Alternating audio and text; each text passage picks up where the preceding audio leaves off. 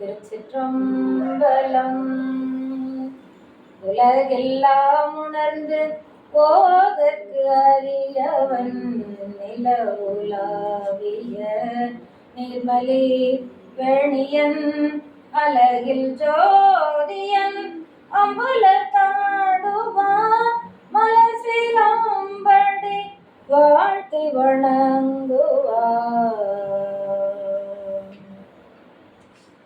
இலை மலிந்த வேல் நம்பி எரிபத்தற்கடியே ஏனாதிநாதன் தன் அடியார்க்கும் அடியே கலை மலிந்த சீர் நம்பி கண்ணப்பர்க்கு அடியே கடவுரில் கலையன் தன் அடியார்க்கும் அடியே மலை மலிந்த தோள் வள்ளல் மானக்கஞ்சாரன் எஞ்சாத வாட்டாயன் அடியார்க்கும் அடியே மலை மலிந்த பூனல் மங்கை ஆனாயற்கடியே ஆரூரன் ஆரூரில் அம்மானுக்காளே.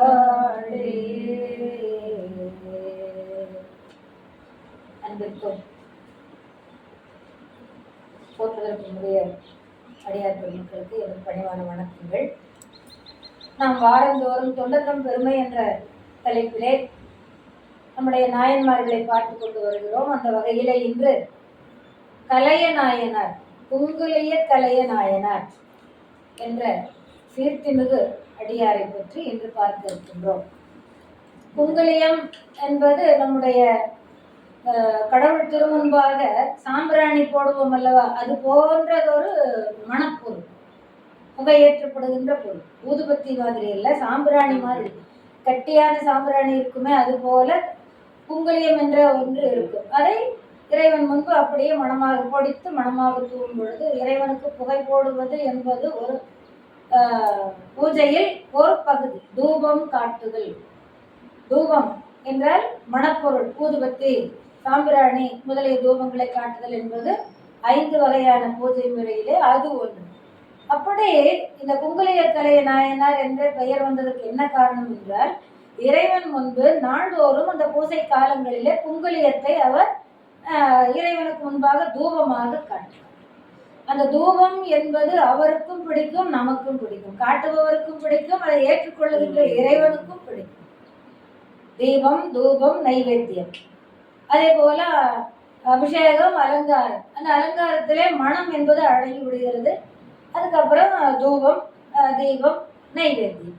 இந்த 5 வகை பூஜையிலே மிகவும் இன்றியமையாக அமைவது இந்த தூபம் காட்டுகின்ற முறை. அதிலே குங்குலியம் என்பது இந்த அடியார் நாள்தோறும் சென்று இறைவனுடைய திருமுன்பாக அதை காட்டி வருவது வழக்கம். தூபமிட்டு வணங்கி வருவது வழக்கம். இவருடைய நாடு சோழ நாடு. காவிரி பாயும் வளமைதான். சோழ நாடு என்றாலே சோறுடைத்து அத்தனை வளமை, நெல் அங்கே விளைவதற்கும் மற்ற கரும்பு, தானியங்கள் மற்ற எல்லாம் விளைச்சலிலே மேம்பட்டு விளங்குவது சோழ நாடு, காவிரி பாய்வதனாலே. அந்த சோழ நாட்டில் திருக்கடவூர் என்ற ஒரு அருமையான ஊர் எல்லாருக்கும் தெரியும். திருக்கடவூர் அபிராமி பட்டருடைய வரலாறு நடந்த இடம். அங்கே 60ஆம் கல்யாணம், 80வது கல்யாணம், 75 எல்லாமே திருக்கல்யாணங்களை எல்லாம் அங்கே கொண்டு சென்று நடத்துகின்ற முறையை உடையவர்களாக இருக்கின்றோம். காரணம், மார்க்கண்டேயனுக்கு அங்கே இறைவன் அருள் புரிந்த தலம். அட்டவீரற்ற தலங்கள் என்று சொல்லுவார்கள். 8 வகையாக இறைவனுடைய வீரத்தை காட்டுகின்ற தலங்கள். எப்படி மார்க்கண்டேயனை அந்த திருக்கடவூரிலே அவரை மார்க்கண்டேயரை காலத்துக்கு ஏற்ப எடுத்துக்கொண்டு செல்ல வந்த அந்த யம தர்மராஜனை வலிந்து தள்ளி காலால் உதைத்து விட்டு மார்க்கண்டேயனை காப்பாற்றிய தலம். அதுபோல 8 தலங்களிலே இதோடு சேர்த்து இறைவனுடைய வீரத்தன்மையை, அருள்தன்மை தான் அது, மரத்தன்மை, மர கருணை, அதை பார்க்கின்ற பாங்கு. அப்படி அட்டவீர தலங்களிலே இந்த திருக்கடவூர் ஒன்று. அதுல கடவுர் வீரட்டானம் என்பதே அதற்கு பெயர். காலனை உதைத்து மார்கண்டேயனை காப்பாற்றிய தலம். சிவன் அடியே சிந்தித்து அவனையே வழிபட்டு நாள்தோறும் நியமப்படி அவனுக்கு தூபம் காட்டி வழிபடுகின்ற பேற்றினை உடையவராக அந்த ஊரிலே வாழ்ந்து வந்தவர் கலையர் நாயனார். அவர் இயற்பெயர் கலையர். ஆனால் குங்குலியத்தால் தூபமிட்டு இறைவனை வணங்கிய தன்மையினாலே குங்குலிய கலையர் என்று பெயர் வந்தது. இப்படி இறைவனை வழிபட்டு இறைவனுடைய அருள் பெற்ற காரணத்தினாலே நாயனார் என்ற பெயர் பெற்று நாயனார்களுடைய வரிசையிலே இடம்பெற்றவராக ஆனார். இப்படி சிவன்பால் மிகுந்த அன்பு உடையவர், நல் ஒழுக்க சீலர். சிவன்பால் எத்தனையே எவ்வளவு தீமை செய்தாலும் கூட இறைவனிடம் முழுமையான உண்மையான அன்பு செலுத்தும் பொழுது அந்த தீமை இறைவனால் போக்கப்பட்டு தூய்மையானவர்களாக ஆகிவிடுகிறார். அதனால நல்ல ஒழுக்கமுடையவர்களாக மாறிவிடுகிறார்கள். இறைவன்பால் அன்பு செலுத்துகிறவர்கள் நல்ல ஒழுக்கமுடையவர்களாகத்தான் இருக்க வேண்டும். தெரிந்தோ தெரியாமலோ தெரிந்த ஒரு அறியாமல் செய்த தவறுகள் கூட இறைவன் மேல் அன்பு செலுத்தும் பொழுது அது நீக்கப்பட்டு விடுகிறது. நல்ல ஒழுக்க சீலர். சீலம்னாலே ஒழுங்கு, ஒரு கொள்கையை கடைபிடிக்கின்றவர். ஒழுக்கமான கொள்கை, நல்லதுதான் பேச வேண்டும், நல்லதுதான் நினைக்க வேண்டும், நல்லதுதான் செய்ய வேண்டும். இந்த மூன்றிலே எல்லா ஒழுக்கங்களும் அடங்கி விடுகின்றன இல்லைங்களா? சூது, வாது, வேதனை செய்வது, வஞ்சம் புரிவது, பொறாமை, இதெல்லாம் அழிந்து போகும். அழிந்து போய் அவையெல்லாம் நல்ல குணங்களாக மாறி இந்த மூன்றுக்குள்ளே அடங்கி விடுகின்றது. இந்த மூன்றினால் நாம் நல்லவர்களாக இருந்தால்தான் நாமும் நம்மை சுற்றி உள்ள குணமோ கடமைகளோ எந்த இடத்துல எது நாம் செய்ய போனாலும் அது ஒழுங்காக மாறிவிடும். நம்மை சுற்றி இருக்கிறவர்களையும் ஒழுங்குபடுத்திவிடும். அதனுடைய தன்மை இறைவன் மேல் செலுத்துகின்ற அன்புக்கு உண்டு. அங்கே அன்பு செலுத்தி பழகினால்தான் நம்மவர்களோடு நாம் அன்பு செலுத்த முடியும். இயல்பாக அது வந்துவிடும்.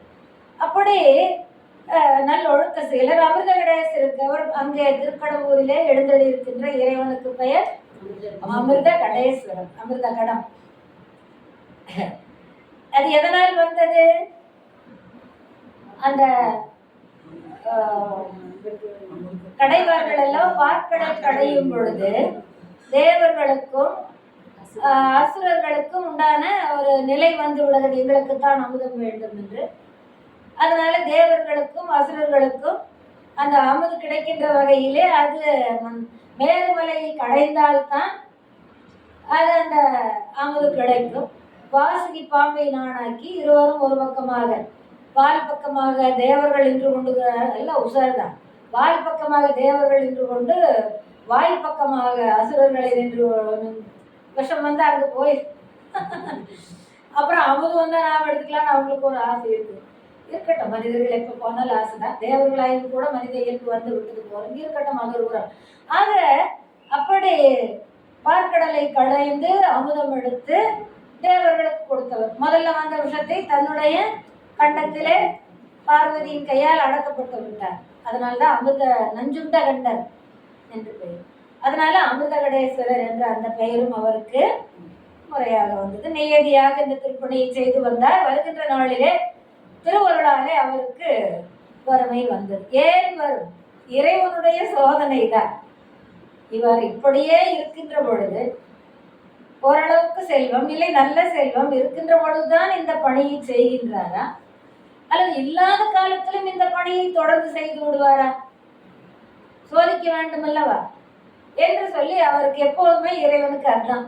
அதனாலதான் பெருமான் கிட்ட யாரும் வரது கொஞ்சம் பயப்பட்டுக்கிறாங்க மற்றவங்களை, நம்மள சோதனை செய்தாலும் அதை சாதனையாக நம்மை படைப்பதற்கு ஆட்படுத்தி விடுவார்.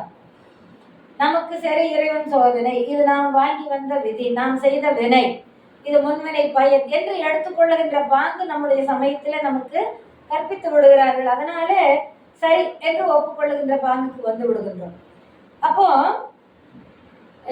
நீங்க இத அழகா பார்க்கலாம். அருகு நுனி பனி அணைய சிறிய துளி பெரியதொரு ஆகமாகி ஓர் பால ரூபமாயின்னு ஒரு பாட்டு திருப்புகள்ல. நாம கருவிலே தோன்றி மனிதனார் பிறந்தது முதல் கடைசியிலே அது சுடுகாட்டுக்கு முன்னாலும் சரி, இறைவன் திருவடிக்கு முன்னாலும் சரி, அவரவர்கள் செய்த வினை பயன்படி எங்கெங்க போகணுமோ. அப்ப கரு முதல் திருவரை அந்த பாட்டுல இருக்குது. அது நீங்க அனுப்பிச்சிருப்பா, நீங்க பாக்குறதுன்னா கூட எல்லாருக்கும் அனுப்பிச்சு பாருங்க, கேட்டுப்பா. 2 பாகமும் அது வந்தது. அதுல வரும் வறுமைகளும் முடுகி வர ஒரு பொருளும் நழுவ அப்படின்னு ஒரு வார்த்தை வரும் அழகா. அது அப்படியே வர்ற மாதிரியும் இது இப்படியே இறங்குற மாதிரியும். வறுமைகளும் முடுகி வருதான், வேகமா நம்ம துரத்திட்டு வருதான். அப்போ அப்படி வர வர வர என்ன ஆகும், ஒரு பொருள் கையில வைத்திருக்கின்ற உற்ற பொருள்கள் எல்லாம் அப்படியே நழுவும். அந்த வரவையும் அந்த செலவையும் அப்படி அழகா சொல்லியிருப்பார். அந்த பாட்டை நீங்க கண்டிப்பா ஒரு நாளைக்கு பார்க்கணும். ஒரு நாள் நேரம் அனுப்பிச்சுடுங்க உங்களுக்கு இருந்தா கேட்கட்டும் வீட்டுல. அப்படி வறுமைகளும் முடுகி வர ஒரு பொருளும் நழுவ, அப்படி வறுமையை வர செய்தார் இறைவன். கையில இருந்த பொருள் பார்த்தாரு, இவருக்கு அந்த பணி செய்யாமல் இருக்க மனம் இல்லை. ஆதலாலே தன்னிடம் இருந்த நிலங்களை எல்லாம் விற்றார். நல்ல நல்ல நிலங்கள், நிறைய நிலங்கள் இருந்து எல்லாம் ஒவ்வொன்றாக ஒவ்வொன்றாக ஒவ்வொன்றாக விற்று பணி செய்தார். ஆனாலும் அது போதவில்லை. கடைசியிலே தன்னுடைய அடிமைகள், தமக்கு வேலையாளாக இருக்கின்றவர், அந்த காலத்தில் தன்னிடம் சம்பளம் வாங்கி கொண்டு இருக்கின்ற அடியார்கள் தேவைப்பட்டால் வேறு ஒருவரிடம் சென்று வாங்கி கொள்ளலாம் என்பதை கொடுத்து விடுவதை விற்று விடுகிறார்கள் என்று சொல்லுகின்ற இங்கே வந்துருச்சு. சில காலம் அப்படியும் இருந்தது. தன்னுடைய அடிமைகளை எல்லாம் விற்று கூட அதனால் வந்த பொருளை கொண்டு கூட அவரால் அந்த பணி செவ்வனை செய்ய முடியவில்லை. குங்குலியம் வாங்க காசு, அதுதான் நம்ம மொழியில சொன்னா. அதனால மேலும் மேலும் துன்பத்திற்கு உள்ளானார்கள். மனைவி மக்கள் எல்லாம் உண்ண உணவின்றி ரொம்பவும் வருந்தினார்கள். இப்படியே போயிற்று. 2 நாட்கள் போயிற்று. சோறு இல்லை, தண்ணி இல்லை, குழந்தைகள் வாடுகின்றன, மனைவி வருத்தப்படுகிறாள். மக்கள் எல்லாம் அக்கா தங்கச்சி அண்ணன் தம்பி எல்லாரும் இருப்பாங்கல்ல, கூட்டு குடும்பம் தானே, எல்லாருக்கும் ஒரு வாட்டம். இதை பார்த்தார் அந்த அம்மை. பெண்ணுக்கு தானே இந்த வருத்தம் வரும். ஆண் என்ன துண்டு உதவி தோல்ல போட்டு வெளியில உட்கார்ந்தாலும், உள்ளே ஒரு மூலையில் உட்கார்ந்தாலும், வாசல் உட்கார்ந்தாலும், வெளியில போயோ தன்னுடைய கவலையை தீர்த்துக்குவார். அந்த இடத்துல அந்த ஃபேஸ் பண்ண முடியாதபடி உட்கார்ந்துக்குவார். ஆனா பெண்ணால் அப்படி இருக்க முடியாத, குழந்தை வாடுதே, கணவன் வாழ்றாரு, மக்கள் வாடுறாங்களே, இந்த கவலை. அதனால அம்மா என்ன பண்ணாங்க, இதெல்லாம் யாராலும் செய்தற்கு அரிய செயல் அன்று. இன்னைக்கு நாடகங்கள் எல்லாம் பார்க்குற சும்மா தூக்கி தூக்கி கொடுத்துட்றாங்க. இதெல்லாம் கொடுமை. அதுக்கு உண்டான பக்குவத்தை அதற்கு கொடுக்கணும். அப்படி எல்லாம் கட்டுறதுன்னா கூட, தாலியை கட்டுறதுன்னா கூட மஞ்சள் கயிறுல ஒரு மஞ்சள் கொம்பை கட்டி கழுத்துல போட்டுட்டு அதுக்கப்புறம்தான் அந்த தாலியை. இப்போ நம்மளே மஞ்சள் பூசுறன்னு வைங்க, இதெல்லாம் தான் பண்ணுவாங்க பெரும்பாலும். இல்லை அப்படியே கழுத்துல இருக்கிற போதே மஞ்சள் பூசிக்கிறது உண்டு. இன்னைக்கு எல்லாம் ஏகப்பட்டது. சரி, அதுக்கு போனால் நம்ம கதை நமக்கு வேணும். நம்முடைய வரலாறு, நாம் எப்படி இருக்கணுங்கிற சொல்ற வரலாறு நமக்கு வேணும் இல்லை. ஆகையினால அம்மா என்ன செய்தாங்க, அந்த மாதிரி ஒரு மஞ்சள் கயிறு எடுத்து மஞ்சள் கொம்பை கட்டி கழுத்துல போட்டுட்டு அந்த தான் முன்பு அணிந்திருந்த தாலியை எடுத்து ஐயன் கையிலே, கலையர் கையிலே கொடுத்து, இதை கொண்டு சென்று விற்று வாருங்கள், விற்று நெல் வாங்கி வாருங்கள். எதுக்கு? சாப்பிடணும் இல்ல குழந்தைங்க, நீங்க நாம எல்லாருமே 2 நாள் ஆச்சு சாப்பிட்டு, நாம தாங்கிக்குவோம், குழந்தைங்க தாங்குமா? அதனால தாலியை எடுத்து கொடுத்து கணவனார் கையில கொடுத்து, இதை கொண்டு சென்று விற்று நெல் வாங்கி வாருங்கள் அப்படின்னு சொல்லி. அவருக்கும் சங்கடம் தானே, அவரும் பசியோட தான் இருக்கிறாரு. 2 வருத்தம் அவருக்கு. இறைவனுக்கு தூபம் போட முடியவில்லை என்ற வருத்தம், பசி வருத்தம். மக்கள் எல்லாம், மனைவி மக்கள் எல்லாம் பசியோடு இருக்கின்றார்களே, அது ஒரு கணவனுக்கு பொறுக்காது. கவலைப்படுறதுக்கு உள்ள இருந்து வருத்தப்பட மாட்டார், வெளியில தூட்டுவதை தோல் போட்டு உட்கார்ந்து வருத்தப்படுவார். அதனால் அவர் என்ன செய்தார், சரி கொடுங்கள் என்று தயங்கினார்கள். அம்மாவும் கொடுப்பதற்கு தயங்கினார், கலையரும் வாங்குவதற்கு தயங்கினார். அந்த தயக்கம் எல்லாம் சொன்னால் இந்த நேரம் ஆகிவிடும். அதனால கொடுத்தார், வாங்கி விட்டார். நெல் வாங்கி வருவோம் என்று என்ன செய்கின்றார், செல்லுகின்றார்.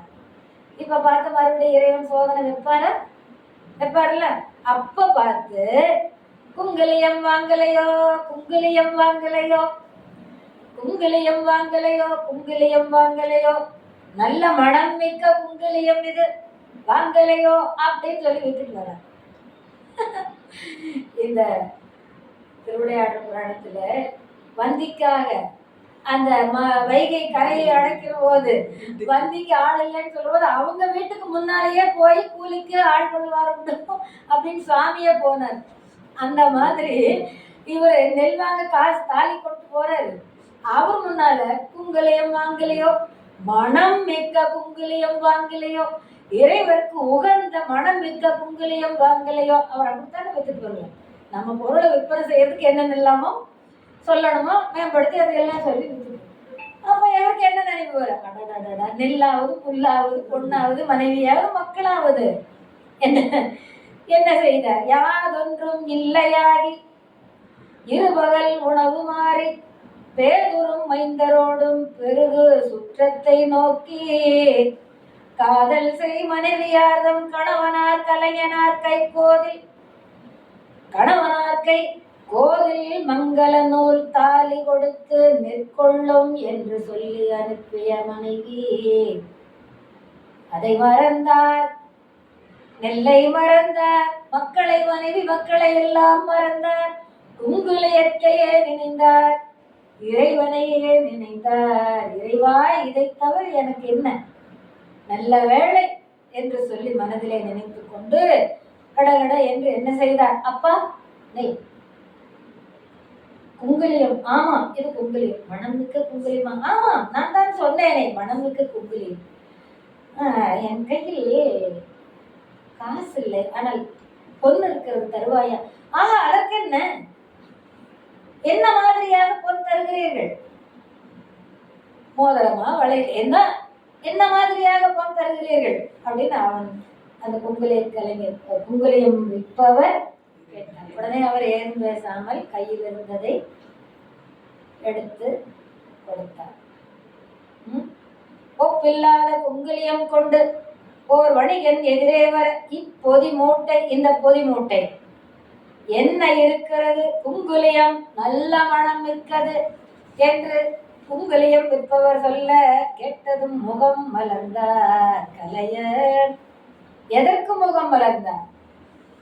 இறைவனுக்கு தூபமிட நாள் நேரம் பொருள் எல்லாம் கூடி வந்திருக்கிறது என்று அப்படி ஒரு மகிழ்ச்சி. வேகமாக எடுத்து தந்தார், வாங்கினார். 6 செஞ்சடை மேல் வைத்த அங்கணர் பூசைக்கான 4 குங்குலியம் மீதோ. 6 செஞ்சடை மேல் வைத்த, புரியுதில்ல, கங்கையாற்றிலே தன்னுடைய செம்மையான ஜடையில் வைத்திருக்கக்கூடிய அங்கணர், அழகான இறைவன் அங்கணர், அழகிய கண்களை உடையவர் ஆகிய சிவபெருமான் பூசைக்கு ஏற்றவாறு மனமிக்கதாக இருக்கின்ற குங்குலியம் ஈதோ. ஆஹா, நான் இன்று பெற்றேன் நல்ல பேரு, மற்ற இதன் மேலுண்டோ? பெறா பேரு பெற்று வைத்து வேறு நீ கொள்வதென்ன என்று உரைத்து எழும் விருப்பின் மிக்கார். அடடா, இதை விட எனக்கு என்ன பேரு இருக்கிறது? ஏற்ற காலத்திலே கொண்டு வந்து கொடுத்தார்.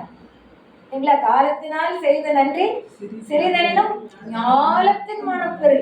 நான் எப்படி வருந்தி கொண்டு வருகின்றேன், அது கையிலே இந்த பொருளை வேறு ஏந்தி கொண்டு வருகிறேன். அந்த நேரத்திலே பார்த்து இறைவனுக்கு உண்டானதாக இருக்கும் பொழுது என்னுடைய பணி நிறைவேறுவதற்கு இறைவன் வகை செய்திருக்கிறார். இதை விட இந்த உலகத்துல எனக்கு என்ன பேரு வேணும்? மற்ற இதனில் வேறு பேரு உண்டோ என்று, ஆகா, நான் பொன் தருகிறேன் என்று சொல்லி அந்த பொன்னை எடுத்து தருகின்றார். கலையர் தம் கையில் இருந்த தன் மனைவியின் தாலியை கொடுத்தார். இந்த இடத்துல என்ன பொருட்படுகிறார்? தன் கையில் இருந்த பொருளை கொடுத்தார்னு சொல்லலாம், தன் கையில் இருந்த தாலியை கொடுத்தார்னு சொல்லலாம், தன் கையில் இருந்த மனைவியின் தாலியை கொடுத்தார். மகாபாரத நினைவுக்கு வருதா? என்னை எப்படி பந்தயத்திலே வைத்து ஜெயிக்கலாம்? திரௌபதி கேட்டாலே அவரவர்களுக்குரிய பொருளை அவரவர்கள் இழப்பது, வைப்பது, விற்பது, எது வேண்டுமானாலும் செய்யலாம். அடுத்தவர் பொருளை கைவிடக்கூடாது. மனைவியின், இதுல விரிச்சுட்டே போன போது நமக்கு இது மனைவியின் தாலியை கொடுத்தார். குங்குலிய பொதியை வாங்கிய கலையர் மிக வேகமாக மகிழ்ச்சியோடு கோவிலுக்கு சென்றார். வாங்கினவன் என்ன பண்ணான்னு இங்க கவலை இல்லை. இவர் கொடுத்தாரு, குங்குலியத்தை எடுத்தாரு, நடந்தாரு, கோவிலுக்கு சென்றார். என்னங்க, அதுதான் இறைவனுடைய அந்த அருள் தன்மைங்கிறது. எதையும் மறக்க செய்வது. அதனாலதான் ஞானிகள், ரிஷிகள், சித்தர்கள்லாம் நிறைய பேர் நம்ம நாட்டில் தான் தோன்றி இருக்கிறார். நம்ம நாட்டு மக்களுக்கு அது ஒரு உத்வேகம் உண்டு. ஒழுக்கும் வரை பொறுப்பார்கள், பிறகு பொங்கு எழுந்தால் அதிலேயே நிற்பார்கள் என்பது நம்முடைய சித்தர்களை, ஞானிகளை, ரிஷிகளை வைத்த அந்த வைராக்கிய உள்ளம் அதை படைத்திருக்கின்ற காரணத்தினால்தான் நம்ம நாட்டில் தான் இவ்வளவு துறவிகள், கோயில்கள், ஆன்மீக தழைப்பு எல்லாம் இருக்கின்ற காரணம் அதுதான். நேராக கோவிலுக்கு சென்றார். என்னையே உடையவரே போற்றி, எம்மை ஆளும் ஒருவரே போற்றி, வேற்றாகி விண்ணாகி நின்றாய் போற்றி, மேலாமே ஆள் என்னை கொண்டாய் போற்றி, ஊற்றாகி உள்ளே ஒளித்தாய் போற்றி, ஓவாத சத்தத்து ஒலியே போற்றி, ஆற்றாகி அங்கே அமர்ந்தாய் போற்றி, ஆரங்கம் நால் வேதமானாய் போற்றி, காற்றாகி எங்கும் கலந்தாய் போற்றி, கையிலை மலையானே போற்றி போற்றி. காற்றாகி எங்கும் கலந்ததுனால்தான் குங்குலியம் ஏற்றி வைத்த உடனே அந்த தூபம், அந்த காற்று அப்படியே பரவி பரவி இறைவியினுடைய மேனிக்கு அப்படியே அது மனமாக சென்று அப்படியே பதிந்தது. நம்முடைய வாழ்க்கை அப்படி மனம் பெற வேண்டும் என்பது அடையாளம். எதற்கு தூபம் காட்டுகின்றோம்? அந்த பொருள் தன்னை கரைத்துக் கொள்ளுகிறது, ஆனால் மனத்தை வெளியிலே காட்டுகிறது. எல்லோருக்கும் அது இன்பம். தான் எந்த அளவுக்கு செல்ல முடியுமோ, காற்றின் வேகம் எந்த அளவுக்கு செல்லுகிறதோ அந்த வேகத்தின் வரையிலும் அந்த மனம் செல்லும். அப்ப நம்முடைய கருணை யாராருக்கெல்லாம் எங்கெங்கெல்லாம் நாம் அவர்களுக்கு உதவ வேண்டும், கருணையோடு இருக்க வேண்டும் என்று நினைக்கின்றோமோ அந்த வகையிலே நம்முடைய மனம் இரக்கம் கொள்ளுவதாக, கருணை கொள்ளுவதாக, பிறருக்கு உதவுவதாக அமையும். அதற்கு இறைவன் அருள் வேண்டும். அதற்காகத்தான் நாம் வேண்டும். ஊதுபத்தியாகட்டும், அந்த சாம்பல் தான் விழுந்து விடுகிறது, தன்னை மறைத்து கொண்டு மனத்தை காட்டுகிறது. கற்பூரம் இருக்கிறது, தன்னையும் மறைத்து விடும், ஒளியை மட்டும் காட்டி. ஒவ்வொன்றிலும் நாம் வணங்குகின்ற ஒவ்வொன்றிலும் ஒவ்வொரு தாற்பயம். அப்படி உடையவரை போற்றி, என்னை ஆளுடைய ஒருவரை போற்றி என்று போற்றி செய்தார். தூபம் இட்டு திருப்பணி செய்தார். வசியை மறந்தார், மனைவி மக்களை மறந்தார். நெல் வாங்க தான் தாலி கொண்டு வந்தோம் என்பதையும் மறந்தார். ஏன்? தம்மையே மறந்தார், உன்மத்தரானார். என்ன? ஆண்டவனுடைய நினைவு மட்டுமே. அவருடைய உள்ளங்கால் இருந்து உச்சந்தலை இருந்து உள்ளங்கால் வரை அந்த நினைவே இருந்தது. இப்படியாக இங்கே கலையர் இறைவன் முன்பாக தூபமிட்டு கொண்டிருக்கின்ற அதே நேரத்திலே வீட்டிலே என்ன ஆகின்றது? திடீரென்று அழகாபுரி, இறைவா இங்கே வா, குபேர் இறைவன் அழைத்தார். அதோ கலையர் வீடு சென்று வேண்டும் பொருளை கொடுத்து நீடித்து இருக்கின்ற வண்ணமாக செய்துவா. இப்போது வேண்டுவதென்ன? பசிக்கு உணவு. எப்போதும் வேண்டுவதென்ன? செல்வம், எல்லா வளமையும் கொடுத்து நீடித்து இருக்கும் வரையில் கொடுத்துவா. இப்ப நான் வறுமை உண்டாக்கி வாட்டினேனே, அது மாதிரி நீ வாட்டிடாது. நீட்டித்த காலம் இருக்கின்ற வகையிலே நீ கொடுத்துவா. எத்தனை வறுமை வந்த போதிலும் இந்த வேலை செய்கின்றாரே, இதை நான் கருதி பார்க்க வேண்டும். என்னுடைய அடியார் அவர், நீ சென்று அவருக்கு கொடுத்துவா. அழகாபுரி இறைவனை குபேரன் தனது பெரும் நிதியத்தை பூமியில் நெருங்கும்படியாக கொண்டு வந்து, அழகாபுரி எங்க? மேல. பூமியில் நெருங்கும்படியாக கலையுடைய மனையதுக்கு கொண்டு வந்து எல்லா இடங்களிலும் மனைகள் தோறும் அந்த காம்பவுண்ட் எங்க, அவங்களுடைய காம்பவுண்ட் எங்க, அது வரலும் அப்படி வச்சுக்கலாம். எல்லா இடங்களிலும் நீடு இருக்கும்படி பொன் நிரம்பிய குவைகளும், பொற்குவை பூச்சி வச்சிருக்கிறாங்க. அம்மா கையில இருந்து விழுந்து பாருங்க, பொற்குவை காசு கடன் அப்படியே ஒரு மலவாத நிற்கும். பொற்குவைகளும் நெற்குவியலும், நெல் குவியல், ஒப்பற்ற பிற பிற வளங்களும் மென்மேலும் பொங்க நிலைத்த பெரிய செல்வமாக்கி வைத்தார். அது மட்டுமல்ல, நெல் இருக்குது, 2 நாள் பசி, இது 3வது நாள். நெல்லை குத்தி அரிசியாக்கி அப்புறம் அதை வேக வச்சு குழந்தைக்கு சோறு போட்டு இறைவன் அந்த வேலையை கொடுக்கல. அரிசியும் அரிசி வந்தா என்ன, பருப்பு காய்கறிகள் எல்லாமே அடக்கம், உடனே சமைச்சு சாப்பிட்ற மாதிரி. அப்பெல்லாம் இந்த மாதிரி குக்கீஸ் எல்லாம் இல்லை, ஆர்டர் பண்ணா கொண்டு போய் ஹோட்டல்ல இருந்து வாங்குற மாதிரி.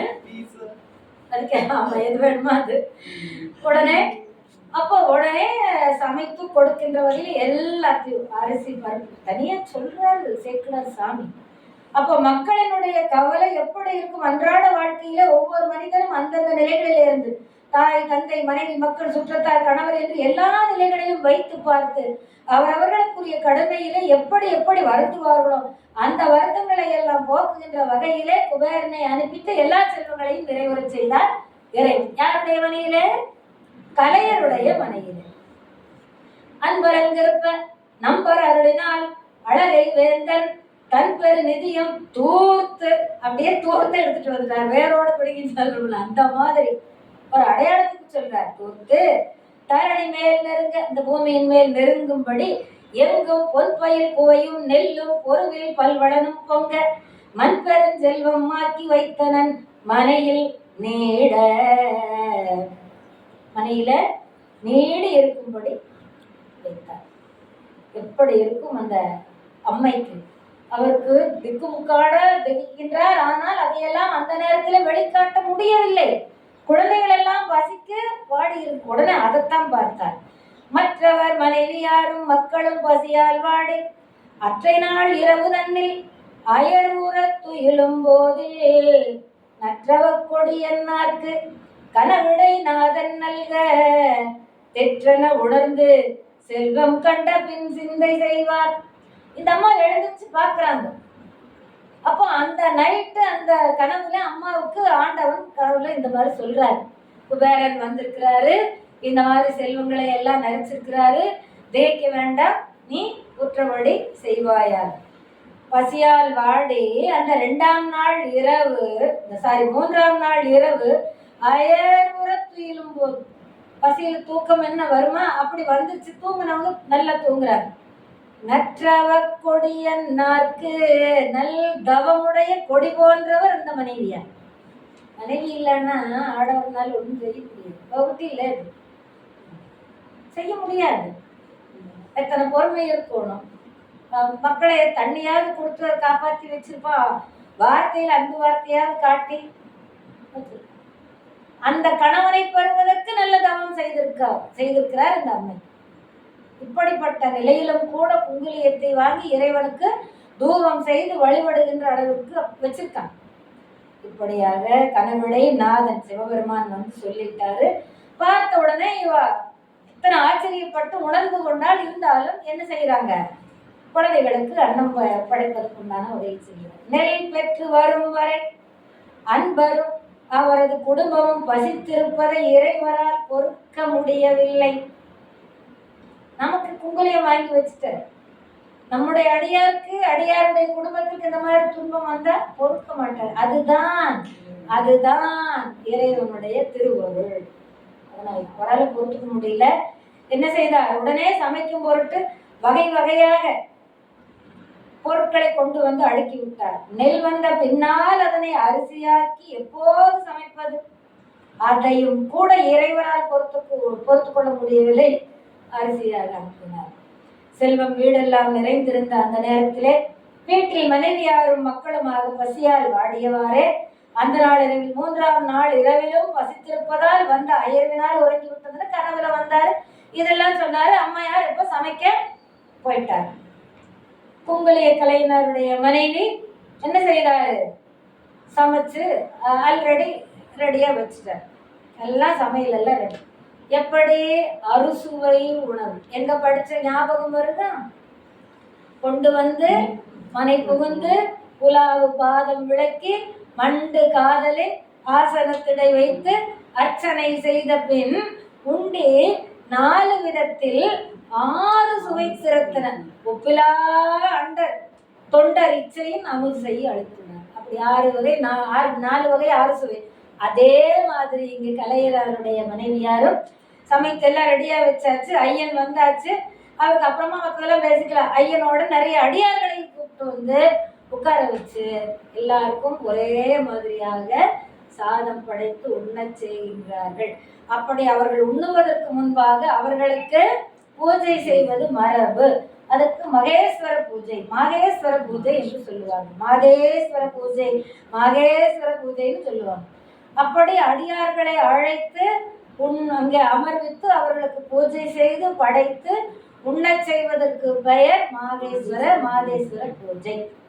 இதுல எல்லாரும் அமர்ந்து உண்ண முடியுமா எப்படின்னு பார்க்கலாம். பெருமானை வணங்கி தம்பெரும் கணவனாருக்கு திரு அமுது அமைக்க சென்றார். அமைச்சாச்சு. அப்ப இறைவன் பேசுகின்ற அந்த வார்த்தையினை நம்ம படிக்கணும். என்ன சொல்றாரு? ஆளும் அன்புடைய சிந்தையை உடைய அடியவர்.